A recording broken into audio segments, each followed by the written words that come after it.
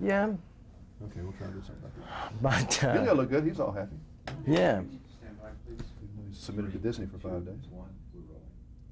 What's the movie that people? I was looking over your films, and I'm feeling old because I remember the first one I did with you was Red Dawn. It's about 100 years ago. We were in Denver, Colorado. That was a long time ago. Yeah. Do you even know the boy that did that movie? It's funny. No, I was on set the other night doing Terminal Velocity, and in between setups and watching television, and it came on. I saw it another night too. Yeah, and I'm watching this movie, somewhat recognizing myself, kind of embarrassed about the whole thing. And it's funny, at the time, I was 18, it was 10, 11 years ago, it felt like I had a clue. Felt like I had some grasp on what I was doing, and then looking at it a decade later, it was appalling. It was not good. It was quite bad, actually. Yes, it's strange to watch yourself age before a camera somewhere. It's one thing seeing a snapshot, but to watch you in acting must be really weird. It's very strange. Am I going to look back at 38 on my work as a 28-year-old and say, I thought I had a clue, I thought I had it together? But see, Powers Booth in that movie looks the same to me. He does. He's good in the movie, though. Mm-hmm. He was good. But he was a seasoned pro at that point. But Swayze and all these other people look so, you and everybody looks so young. Tommy Howell. The girls. Yeah. Oh, it was wild. What movie do people stop you in the airport and say they know? Well, they think I've done 2 films. 2 movies. Which 2? Platoon and Wall Street. Really? I've done 2 movies. That's it. That's all they want to talk about. No, I get compliments on The First Major League, and then when I tell them that there's a sequel coming out, they seem to get excited about that, which is a good sign. A lot of people liked a little cameo I did in Ferris Bueller, that seemed like 100 years ago. Yeah. That's one I look back on and I'm not embarrassed about, though. I'm not trying to ring my own dinner bell here, but, as a draw a comparison there, that one doesn't reek of absolute foolishness. Well, Wall Street kind of changed the whole thing for you, didn't it? Put you on another level. I guess people took you a little more seriously and everything because of that? I think so, yeah. I just didn't make necessarily the best career moves after that. I was very tired. I felt a lot of pressure from the business and my peers. I did a few films that weren't lead roles, that didn't require carrying a picture. And I used that as an excuse, I didn't feel like carrying a film. I probably should have, but I didn't. And I liked your work a lot with Eastwood in The Rookie. I have that movie at home. I've watched it a couple times. Have you really? Yeah? Yeah, I like that movie. I wish more people felt the same. Thank you. It was, Did you like it? Was it fun? It had to be it was great. If I was an actor, just to be able to spend that length of time with him would have been a thrill for me. I would have cared less they paid me. All worth it for that. Yeah, he's terrific. The guy, he's an institution. But he's always escaping his image. Yeah.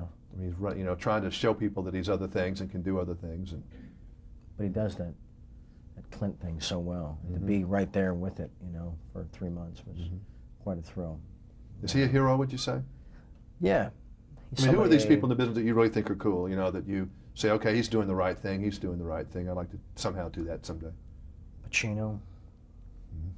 Have a Pacino-type career, but you can't because Pacino's already had that career. There's only one of him, thank God. But no, he's one of my idols as an actor. My dad, somebody I've looked up to for years and learned a lot from creatively, emotionally. I've never seen him do anything bad. I'm sure he has. I haven't either. But I wouldn't know what it was. I haven't either, no. Isn't it weird how some people, like your father, and not just because he's your father, I don't say this, but they just don't seem to be able to do anything bad. Like Anthony Hopkins, he could come in here and read part of the LA phone book, and it would seem like that was very classy and we'd all be neat. Mesmerized. Yeah. Yeah. I guess that's that special thing. You can't teach somebody how to do that. I don't think so. It's who they are. I think it is who you are. It's what you bring to it, and it's a quality you can't deny or ignore, and I think when audiences see that in a performer, they don't really know what they're seeing, but they know there's something so different, so special. When you can't put your finger on it, you want to go see the next piece of work and try to maybe figure out, what this person does somehow. Hollywood seems to be looking for some young person to fill the action role, you know, that can handle the action, that's believable in it, number one, and it can get in a fight, and you believe that person could actually get in a fight and do that. Have they kind of put you a little bit toward the action stuff? Because you seem to, you know, the Navy SEALs, you pulled that off, did well. Thank you. And put you in some things like Terminal Velocity, and then an action movie. Yeah, it is. Yeah, but it's an interesting action film. It's almost Hitchcockian in the suspense aspect of it, you know. But there's some heroic stuff in it, and some stuff that. Is that fun for you to do action films? It is. It is. Yeah. It's not boring, I would think. Not at all. No. Being a weapons enthusiast, I'm always comfortable with that part of it. Oh God, you know, I mentioned I like guns. Christ. Well, I do too. So I might as well just light a cigarette now, right? I went shooting last weekend in a range with my 9mm. Good for you. Good for you. That's very politically incorrect, Charlie. I know. We're not cool. We just pissed off about 100 million people. Yeah, we did. Well, that's all right. It's all right. Wouldn't be the first time. Where's your injury, son? You got an injury, don't you?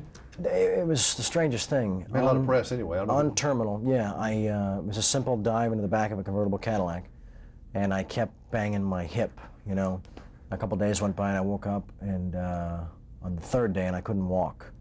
It was an incredible amount of pain in the hip joint, so I had to go to the hospital, and they diagnosed it as bursitis in the hip joint. But that tends to linger because I've had that in both shoulders. I know what that feels like, you know.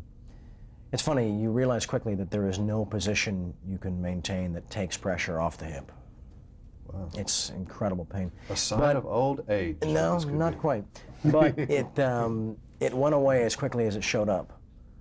So I don't know what it was. Mystery disease. Yes. I look forward to seeing that film. Fun watching Wild Thing as usual. This guy speaks for itself. Thank you. Thank you. Yeah, this thing's fun.